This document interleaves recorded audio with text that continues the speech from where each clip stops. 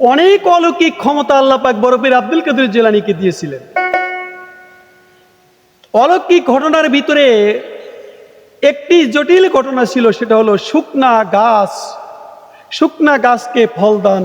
বড় পীর আব্দুল কাদের জিলানী রাহমাতুল্লাহ আলাইহি অলৌকিক ঘটনা, শুকনা গাছে ফল দান কিভাবে হয়, বড় পীরের কাহিনী শুনুন।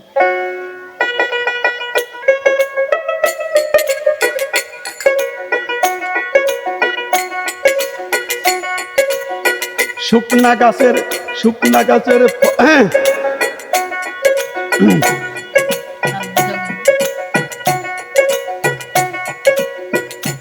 গাছের ফল দান কেমনে এবার গেল হইয়া, বড় পীরের অলৌকিক ঘটনা যাইতেছি শোনাইয়া।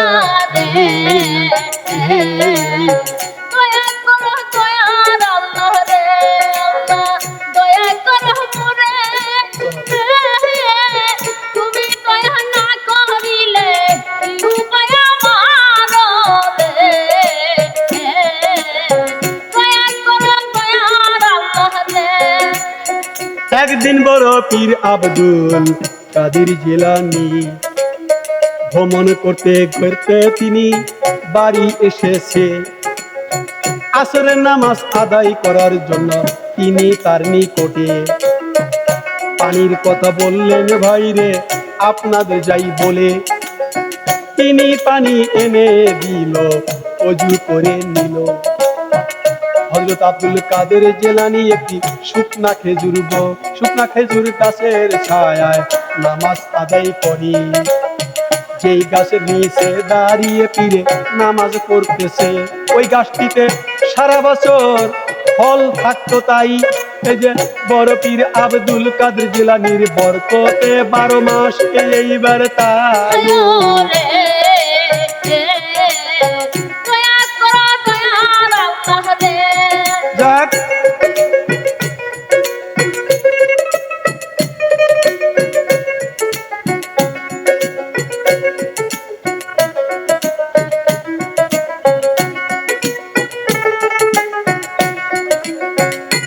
একদিন আব্দুল কাদের জিলানী রাহমাতুল্লাহ আলাইহি ভ্রমণ করতে করতে তার বাড়ি এসে পৌঁছলেন। আসরের নামাজ আদায় করার জন্য তিনি তার নিকট পানির কথা বললেন। তিনি পানি এনে দিলেন, অজু করে বড় পীর আব্দুল কাদের জিলানী রাহমাতুল্লাহ আলাইহি একটি শুকনা খেজুর গাছের ছায়ায় নামাজ আদায় করলেন। যে গাছের নিচে দাঁড়িয়ে তিনি নামাজ আদায় করলেন, ওই গাছটিতে সারা বছর ফল থাকত, সারা বছরই ফল ধরত। বড় পীর আব্দুল কাদের জিলানী রাহমাতুল্লাহ আলাইহির বরকতে 12 মাস ওই গাছের ফল খাওয়াও যেত। শুধু গাছের নিচে বসে তিনি ইবাদত বন্দেগী করেছিলেন। এটাও আল্লাহ পাকের এক অলৌকিক ক্ষমতা।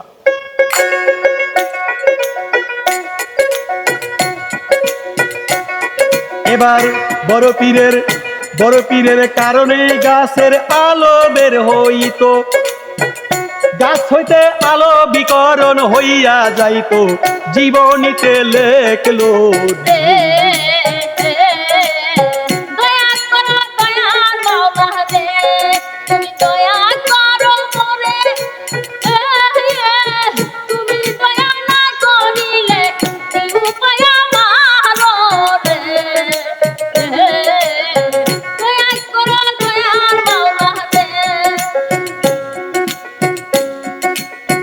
গাছ হইতে আলো বিকরণ কেমনে হইয়া যায়। শেখ আব্দুল আহমদ বিন লেখছেন এবার তাই, বর্ণিত আছে বললেন একদিন বড় পীর জিলানী, এই যে আমাকে সহ ইমাম আহমদ হাম্বলেরও বাড়ি, তার মাজার জিয়ারতে রওনা যখন গেলাম হইয়া। আমাবস্যায় ভোর অন্ধকার রাত্রি ছিল গিয়া, আমি অনেক কষ্টে হোঁচট খেতে খেতে চললাম। তাই এবার ধীরে ধীরে তার কথাটি বলতে হইল, ভাই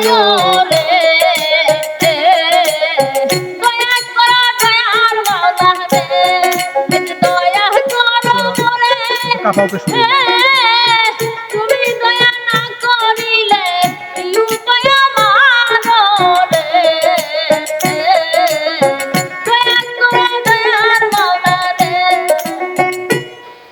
হাঁটতে হাঁটতে বড় পীর আব্দুল কাদের জিলানী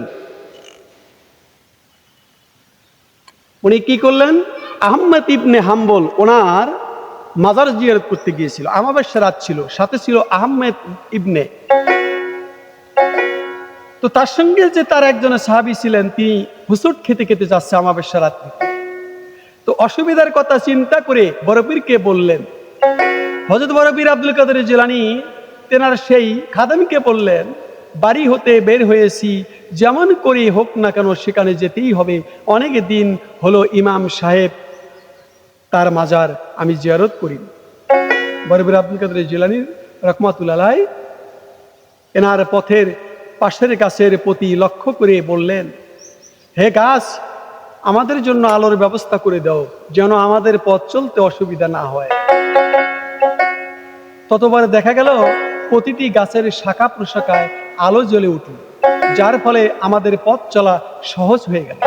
আমাদের সাথে সাথে আলোর শিখা এক গাছ হতে অন্য গাছে অগ্রসর হয়ে পথ আলোকিত করে চলল। আমরা মাজার জিয়ারত করে বাড়ি ফিরে আসার পথেও আবার পূর্বের মতন সেই গাছের ডালের আলো আমাদের পথের অন্ধকার দূর করে দিল। আমরা খুব আরামে বাড়িতে এসে পৌঁছালাম। এরকম বড় পীরের কত যে অলৌকিক ঘটনা।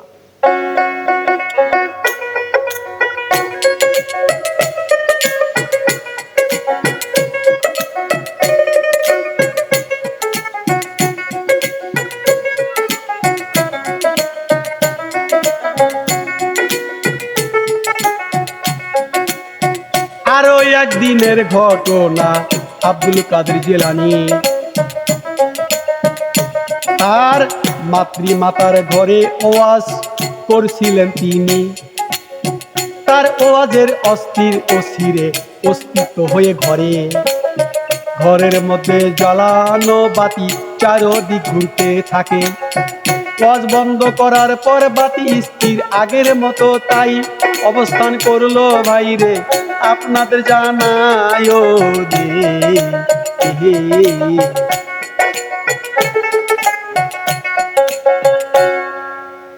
বড় পীর আব্দুল কাদের জিলানী রাহমাতুল্লাহ আলাইহি উনি মাতৃমাতার ঘরে ওয়াজ করছিলেন। তার ওয়াজের তাসিরে অস্থির হয়ে ঘরের মধ্যে জ্বালানি যে বাতিটি ছিল, জ্বালানি কুপি, এই কুপিটি চারিদিক ঘুরতে থাকে। এই ওয়াজের তাসির শুনে বাতিটি চতুর্দিকে ঘুরতে থাকে। ওয়াজ বন্ধ করার পর বাতিটি স্থির আগের জায়গায় অবস্থান করল। বাতির এই অবস্থার কথা ধাত্রী মাতা বড় পীর আব্দুল কাদের জিলানীকে বিস্তারিত বলতে বললেন। কারণ কি, তখন বড় পীর আব্দুল কাদের জিলানী বললেন, হে আমার মাতৃমাতা, জ্বলন্ত বাতি আমার জ্বালানি ফায়েজ সহ করতে না পেরে অস্থিরভাবে চারিদিক ঘুরে বেড়াচ্ছি।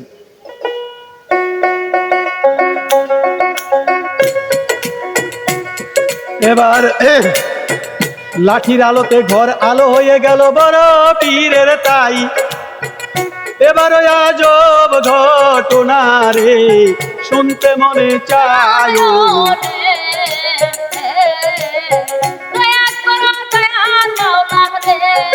এবার বাগদাদ শহরে এক মহিলা 20 জন কন্যা তাই। 20 জন কন্যা সন্তান বাইরে প্রসব কইরা যায়। এতে ওই স্ত্রী লক্ষ্মীর স্বামী বলল তাই, তার উপর খুব ভীষণ বিরক্ত হইয়া যায়। কন্যারা বিবাহের উপযুক্ত হওয়ার পর তাই বিবাহ দেয় না। স্বামী স্ত্রীর উপর এত রাগান্বিত গেল তখন হইয়া।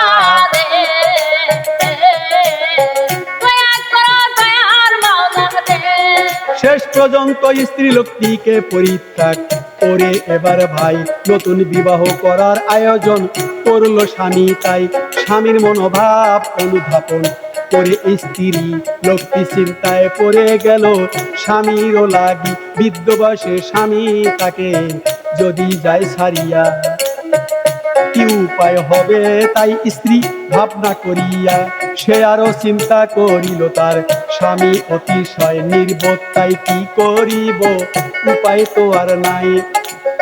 ভাগ্যের লেখা কখনো খণ্ডন করা যায় না, এবার তবুও স্বামীকে কোনো কিছু বলার শক্তি তার হইল না।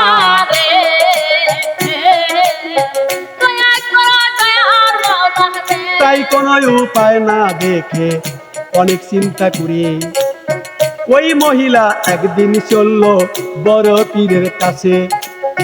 বড় পীরের নিকট হাজির যখন গেল হইয়া, এবং স্বামী বিনা অপরাধে আমার তালাক যাবে দিয়া, আপনি আমার জন্য পীর গো একটু দোয়া করলে আল্লাহ পাক পুত্র সন্তান আমায় দান করিবে।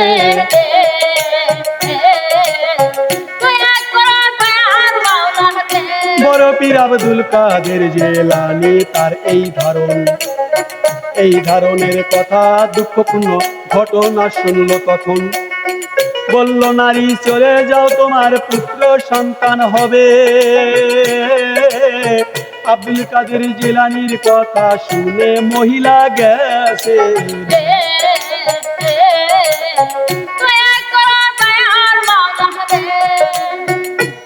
বড় পীর আব্দুল কাদের জিলানী বাগদাদের ঘটনা।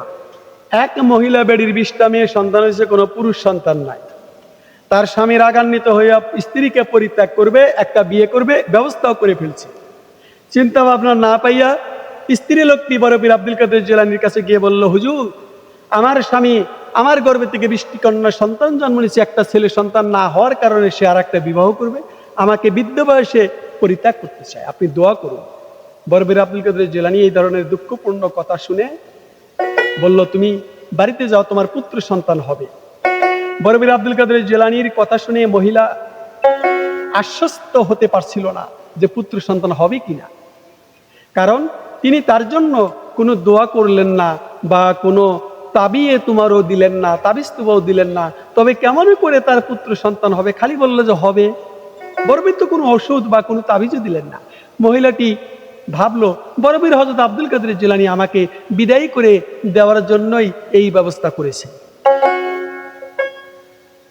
বড় পীর আব্দুল কাদের মহিলার মনোভাব দেখা তিনি বললেন, হে পুত্র কাঙ্গালী নারী, তুমি ঘরে ফিরে যাও।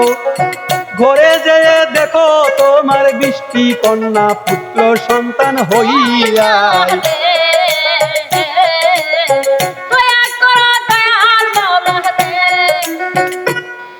এই নারীর ভাবনাটা এরকম ছিল। বড় পীর কইতেছে যে, হে নারী, তুমি যদি এটি চিন্তা করো, মনের ভিতরে সন্দেহ যে পুত্র হয় কিনা, তুমি ঘরে ফিরে দেখো তোমার 20টি কন্যা সন্তান পুত্র সন্তান হয়ে গেছে। বড় পীর আব্দুল কাদের জিলানী রহমাতুল্লাহ মহিলাকে বলে দিল। মহিলাটি হযরতে বড় পীর আব্দুল কাদের জিলানীর কথা শুনে কালে বিলম্ব না করে উনি বাড়ি ফিরে আসলো।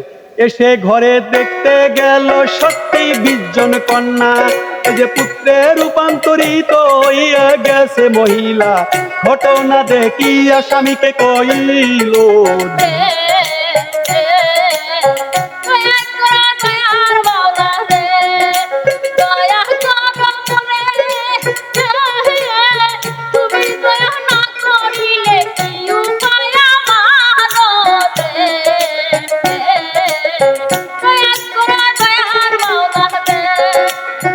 এই মহিলা স্বামীকে বলল, কাদের জিলানীর কেরামতের জন্য আল্লাহ শুকর করছি আমি, 20টি কন্যা সন্তান পুত্রে রূপান্তরী হইছে। হায় রে অলৌকিক কেরামতি স্বামী স্ত্রী দেখেছে।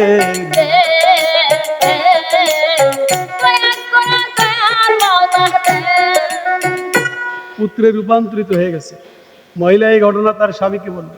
তার স্বামী বড় পীর আব্দুল কাদের জিলানীর এই কেরামতের জন্য আল্লাহর নিকট শুকর আদায় করে তার গুণগান করতে লাগলো। বড় পীর আব্দুল কাদের জিলানী কেরামত। গম, আগে তো গম ছিল, এখন তো ধান। গমের বরকত লাভ কিভাবে হলো? এক অশ্বপালক শেখ আবুল আব্বাস হযরত আব্দুল কাদের জিলানীর একান্ত ঘনিষ্ঠ অনুরক্ত ছিলেন। তিনি বড় পীর আব্দুল কাদের জিলানী রহমাতুল্লাহ আলাইহির সেই পরিবারের খোঁজ খবর প্রতিদিন অতি আগ্রহের সাথে গ্রহণ করতেন। বাগদাদ শহরে একবারে ভীষণ দুর্ভিক্ষ দেখা গেল। লোকজন খাদ্যের অভাবে প্রাণ ত্যাগ করতে লাগল। উক্ত আবুল আব্বাস এই দুর্ভিক্ষ হাত হতে রেহাই পেল না। ক্ষুধার তাড়নায় টিকতে না পেরে বড়পীর আব্দুল কাদের জিলানী রহমাতুল্লাহ আলাইহি এর খেদমতে এসে উপস্থিত হলেন। বড়পীর আব্দুল কাদের জিলানী তার মুখের প্রতি তাকিয়ে এক থলি গম, এক পকেট ভর্তি গম যতটুকু ধরে তার হাতে দিয়ে বললেন, এই গমের থলিটি তুমি নিয়ে যাও, ইহা কখনোই তুমি খুলবে না। নিচের দিকে একটি ছিদ্র করে সেখান দিয়ে গম বের করবে, আর তুমি আটা তৈরি করবে, খাবে, কিন্তু তুমি এটা বুনবে না, মাটিতে বপন করবে না। থলের নিচ থেকে কানা করে দিয়ে তুমি এগুলো বের করে নিবে, দেখবে আবার পূর্ণ হয়ে আছে।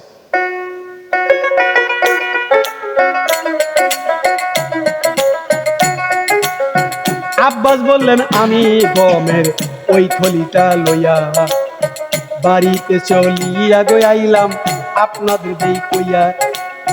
থলির ছিদ্র পথে প্রয়োজন মতো গম বের করে নিয়া সংসারী খরচ চালাতে থাকি, আবার কিছু গম বাজারে বিক্রি করতে থাকি। থলির গম কমে না রে।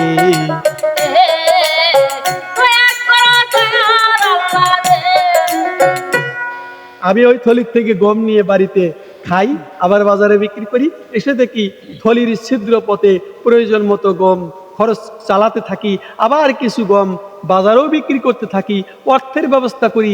দেশের দুর্ভিক্ষ চলে গেল, আমি দেখি থলির গম যতটুকু ততটুকুই আছে, এক বিন্দু সেই থলির গম কমেনি।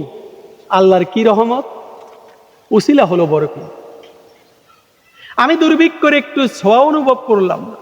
আমি দীর্ঘ 40 বছর পর্যন্ত সেই থলির গম সংসারের জন্য ব্যবহার করি।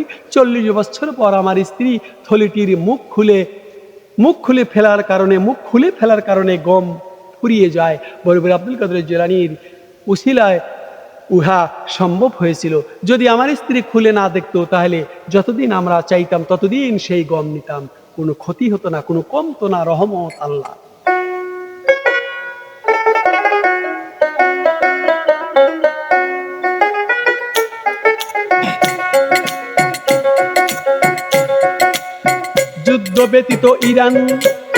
যুদ্ধ ব্যতীত ইরানীদেরকে পরাজিত করা, তাই এটাও বড় পীরের কেরামতি আপনাদের জানানো।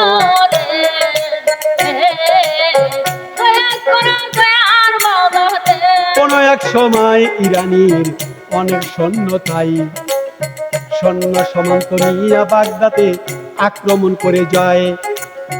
বাগদাদের খলিফা ইরানি সৈন্যদেরই বাধা দিতে সাহস পেল না ইরানীদের যাইয়া।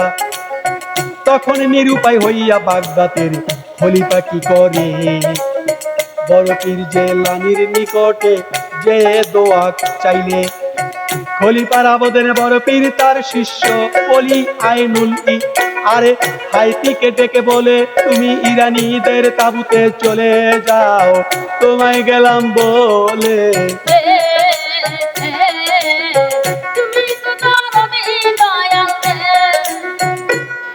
বড়পীরের এক ইরানির বাদশাহ এসে বড়পীরকে বললে, কি বাগদাদের খলিফা এসে বলল, ইরানিরা এসে বাগদাদ দখল করতে চায়। বড়পীর আব্দুল কাদের জিলানী তার আইনুল হাইতিকে ডেকে বলল, তুমি ইরানীদের তাবুতে গিয়ে দেখবে 3 জন লোক এক জায়গায় বসে রয়েছে, তাদেরকে বলবে তোমরা এখানে হতে চলে যাও। যদি তারা বলে আমরা একজনের আদেশে এসেছি, তখন তুমি বলবে আমিও একজনের হুকুমে এই কথা বলতে এসেছি। বড়পীর আব্দুল কাদের জিলানীর আদেশ অনুসারে ওলি আইনুল হাইতি ইরানীদের তাবুতে যেয়ে 3 জন লোককে কথা অনুযায়ী দেখতে পেলেন। বড়পীরের কথা অনুযায়ী 3 জন লোককে দেখতে পেলেন। তিনি তাদেরকে বড়পীর আব্দুল কাদের জিলানীর শেখানো কথাগুলো বললেন। তারা বলল, আমরা একজনের আদেশে এসেছি। ওলি ইবনুল হাইতি বলল, আমিও একজনের হুকুমে এসেছি। ইরানীরা আর কোনো প্রতিবাদ না করে সেখান হতে চলে গেল। তারা বাগদাদ আক্রমণ না করে ইরানে ফিরে গেল। ভেটটা বোঝা বড় তাই। বড়পীরের জালালি ফায়েজ কত কাজ করিত, পরের ভিডিওতে আমি বড়পীরের কেরামতির কথা কইব।